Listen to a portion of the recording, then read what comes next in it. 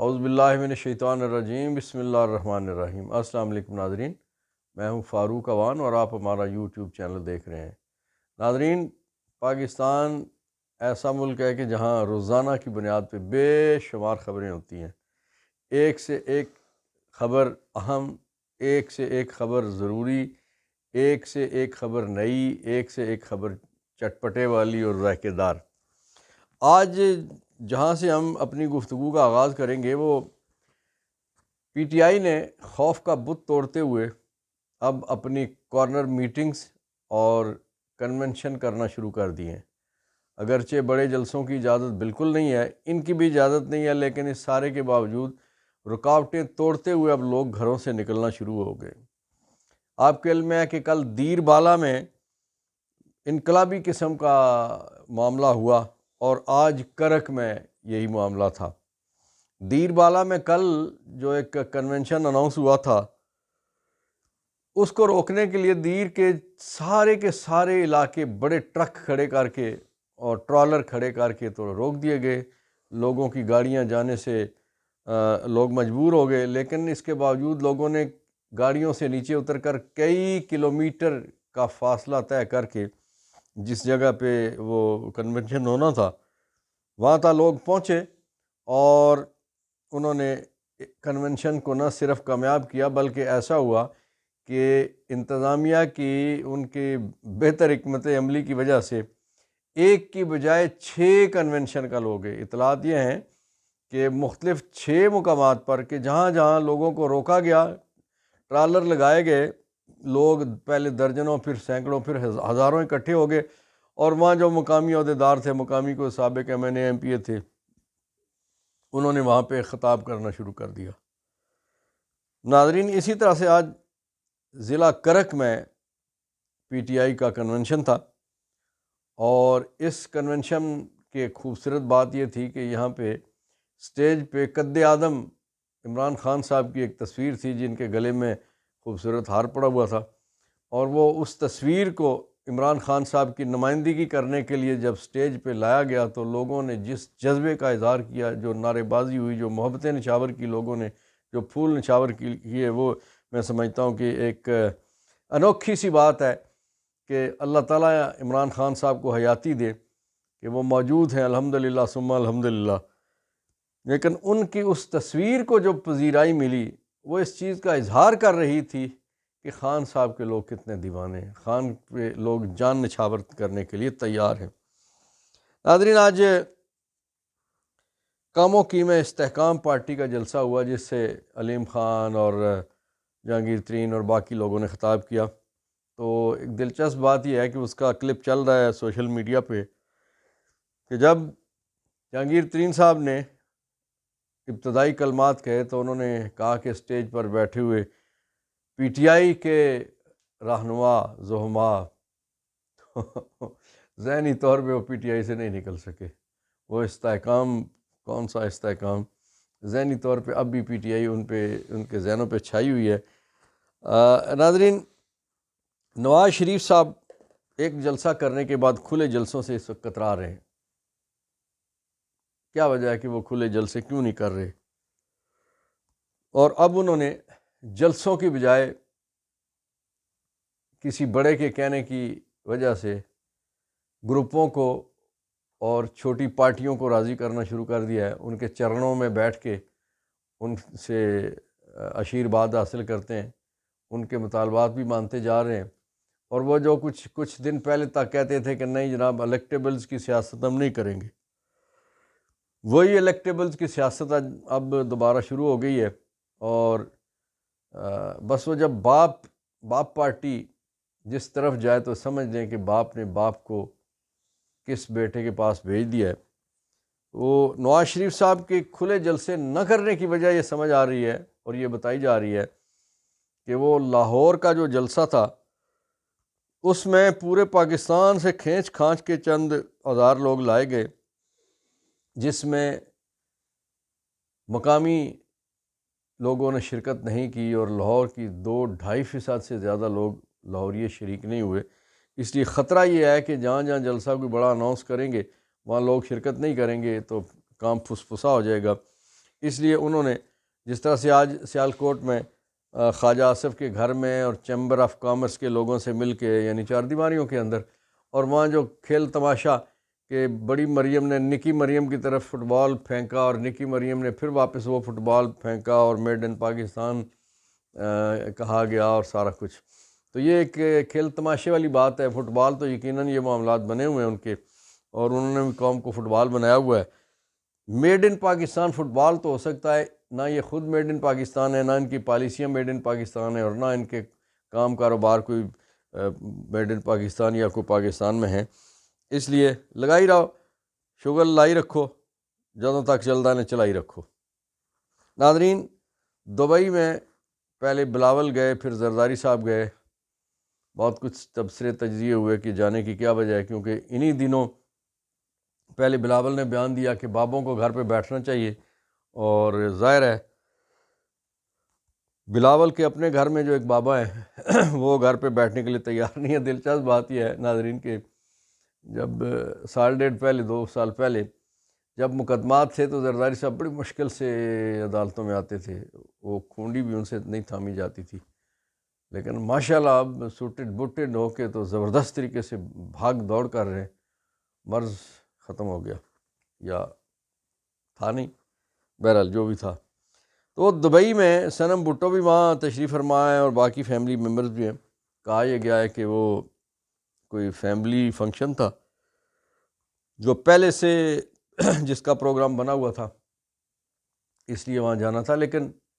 باخبر لوگوں کا کہنا کچھ اور بھی ہے کہ وہاں کچھ ملاقاتیں بھی اور جو آپس میں جو چیزیں، اور خاص طور پہ زرداری صاحب بلاول کو سمجھا رہے ہیں، بلاول منت کر کے تو بابا جی کو کچھ چیزیں ان سے منوانا چاہتا ہے. بہرحال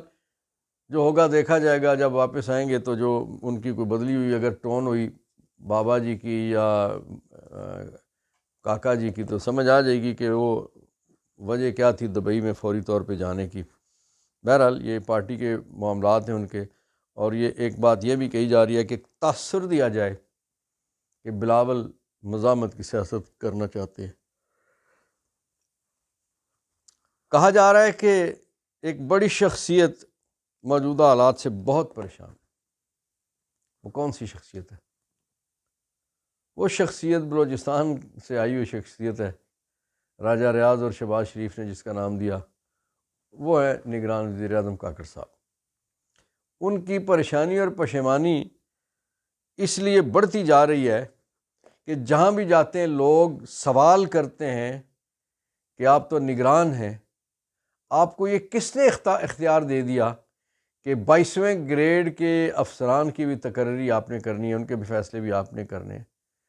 آپ کو یہ مالی معاملات میں اس قدر زیادہ اختیارات کس نے دے دیے؟ اور پھر جب آپ کا وزیر داخلہ جو آپ کے صوبے سے بھی ہے، آپ کا ماتحت ہے، آپ کی کیبنٹ میں ہے، وہ جب یہ کہتا ہے کہ عمران خان عدالتوں کا لاڈلا ہے، عدالتوں نے اس پہ بڑی رحم و کرم کیا، مہربانیاں فرمائی ہیں، تو آپ پھر جواب دیتے ہیں کہ میں کوئی اس کا ترجمان تھوڑی ہوں.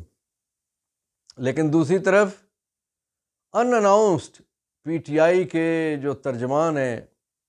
ان کو بھی چینلوں نے ٹاٹا کر دیا ہے، بائے بائے کر دیا ہے کہ اوپر سے حکم آ گیا ہے کہ آپ کو ہم نے پروگراموں میں نہیں لینا. اب جب ترجمان جو ہے ان کو پروگراموں میں نہیں لیا جائے گا تو پارٹی اپنی ترجمانی کیسے کر پائے گی؟ لوگ یہ سوال کرتے ہیں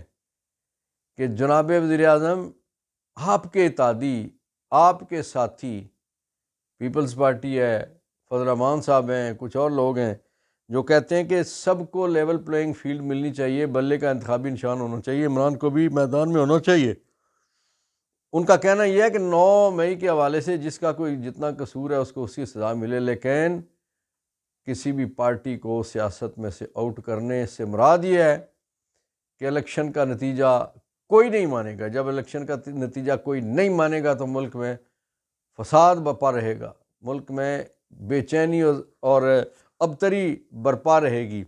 اور کاروبار ریاست عمدہ طور پہ نہیں چل سکے گا. تباہی آئے گی، غربت آئے گی، افراط زر آئے گی، مہنگائی آئے گی، لیکن نہیں آئے گا تو سکون نہیں آئے گا، نہیں آئے گا تو چین نہیں آئے گا، نہیں آئے گی تو کامیابی نہیں آئے گی، نہیں آئے تو ترقی نہیں آئے گی۔ اب ان ساری وجوہات کی بنا پہ جناب نگران وزیر اعظم بہت پریشان ہیں۔ وہ اگرچہ جا رہے ہیں، بیرون ملک جا رہے ہیں، تو کویت سے بھی پیسے ملنے کے چانسز ہیں، کہیں اور سے بھی پیسے ملنے کے چانسز ہیں۔ دیکھتے ہیں اگلے دنوں وہ کتنے پیسے لاتے ہیں، لیکن اتنے نہیں لا سکیں گے جتنے وہ خرچ کر چکے ہیں اب تک۔ ناظرین، عماد اظہر کا پیغام ہے پی ٹی آئی کے کارکنان کے لیے، ورکرز کے لیے، خان کے ٹائیگرز کے لیے، کہ آپ تیار ہو جائیں، اب پنجاب میں ہم سرپرائز دیں گے، جلسے کریں گے، ریلیاں کریں گے، جلوس نکالیں گے۔ ناظرین، آپ کو علم ہے نا کہ 30 نومبر سے ایک اگلا جو مرحلہ ہے حلقہ بندیوں والا، وہ فائنل ہو جائے گا سلسلہ، اور اس کے بعد 16 دسمبر کو الیکشن کا شیڈول اناؤنس ہو جائے گا۔ اور جب الیکشن شیڈول اناؤنس ہو جائے، سیاسی سرگرمیاں پورے زور و شور سے پورے ملک میں شروع ہو جائیں گی۔ اب جس طرح سے اب مثلا کرک میں یا دیر بالا میں جی فلاں جگہ جہاں پی ٹی آئی اناؤنس کرتی ہے اپنا کوئی کنونشن یا کارنر میٹنگ، جلسہ تو کرنے نہیں دیتے خوف کی وجہ سے، تو وہاں پہ دفعہ 144 لگا دی جاتی ہے۔ لیکن 16 دسمبر کے بعد ایسا نہیں کیا جا سکے گا۔ اس کی وجہ یہ ہے کہ قانون یہ کہتا ہے کہ جیسے ہی اسکیجول اناؤنس ہوگا، فوری طور پہ ملک میں سیاسی سرگرمیاں شروع ہو جائیں گی۔ تو یہ ان ساری چیزوں سے سب سے زیادہ پریشانی اس وقت نگرانوں کو ہے، اور نگرانوں کے ساتھ ساتھ ان کو لانے والوں کی سب سے زیادہ پریشانی ہے کہ جیسے نواز شریف صاحب بڑے کر و فر سے آئے تھے اور یہ تھا کہ وہ آ کے تو چھا جائیں گے، ایسا نہیں ہوا۔ وہ جو ہی انہوں نے لینڈ نہیں کیا تھا تو ان کی مخالفت ہونا شروع ہو گئی، انہی کے کیمپوں میں سے جن کے ساتھ 16 ماہ مل کے حکومت بنائی تھی، اور جن کے ساتھ مل کے عمران خان صاحب کی حکومت کو گرانے کے لیے بہت سارے روپے بھی خرچ کیے گئے اور بہت ساری زور بھی لگائے گئے۔ تو مایوسی ہے، کچھ لوگ یہ بھی کہہ رہے ہیں کہ الیکشن ملتوی کرانے کی کوشش ہو رہی ہے، کچھ لوگ یہ بھی کہہ رہے ہیں کہ ایک ایسا سیٹ اپ بنانے کی کوشش کی جا رہی ہے کہ جس کو 10 سال تک چلایا جا سکے، جس میں الیکشن کوئی نہ ہو، جس نظام میں قومی حکومت بنائی جائے، پیپلز پارٹی کو بھی راضی کر لیا جائے گا، کسی حد تک کر لیا گیا ہے اطلاعات کے مطابق، کہ ایک ایسی قومی حکومت بنا دی جائے کہ جو الیکشن کا مطالبہ نہ کرے، جو جمہوریت کا مطالبہ نہ کرے، بنیادی انسانی حقوق کا مطالبہ نہ کرے۔ وہ کہیں گی وقت کی ضرورت ہے، اس وقت معاشی حالات بہت برے ہیں، تو اس لیے ملک کو ایک لمبے عرصے تک، آپ کو پتہ ہے نا یہ کافی عرصے سے اس طرح کی بحث جو ہے وہ شروع کرائی ہوئی ہے، اور جو لوگ مثلا شاہد خاقان عباسی صاحب ہیں، مصطفیٰ نواز کھوکھر صاحب ہیں، مفتاح اسماعیل صاحب ہیں، اور پھر بالخصوص جو واوڈا صاحب ہیں، یہ جو آوازیں ہیں، یہ کیا آوازیں اٹھ رہی ہیں؟ یہ کوئی جمہوریت کی بقا کے لیے، اس کی بہتری کے لیے آوازیں نہیں اٹھ رہی، یہ ایک الٹرنیٹ کوئی دینا چاہتے ہیں، اس کے لیے تیاری ہو رہی ہے کہ لوگوں کو الیکشن سے ہٹا کے کسی اور طرف لے جایا جائے، اور ایک ایسے نام پہ کہ جس طرح سے ضیاء الحق نے غیر جماعتی الیکشن کروایا تھا کہ جی سیاسی جماعتوں نے بڑا گڑبڑ کی ہے تو اس لیے ہم غیر جماعتی، آپ کو پتہ ہے پھر کیا نتیجہ نکلا کہ پھر لوگ گھوڑے گدھے کی طرح بکے، پھر چھانگا مانگا ہوا، پھر اس طرح کی وارداتیں ہوئیں، اور اب اگر یہ کام کرنے کی کوشش کی گئی تو ظاہر ہے آئین تو ختم ہو جائے گا۔ جب آئین نہیں رہے گا تو پھر ریاست کیسے رہے گی؟ جب ریاست نہیں رہے گی تو جمہوریت کہاں سے آئے گی؟ جب جمہوریت نہیں ہوگا تو قانون کہاں سے آئے گا؟ جب قانون کوئی نہیں ہوگا تو پاکستان کی سرزمین، اللہ نہ کرے اللہ نہ کرے جو افغانستان میں صورتحال رہی، کوئی ایسی صورتحال پیدا نہ ہو جائے۔ اللہ تعالیٰ میرا آپ کا ہم سب کا حامی و ناصر ہو۔ پاکستان پائندہ باد، فلسطین زندہ باد۔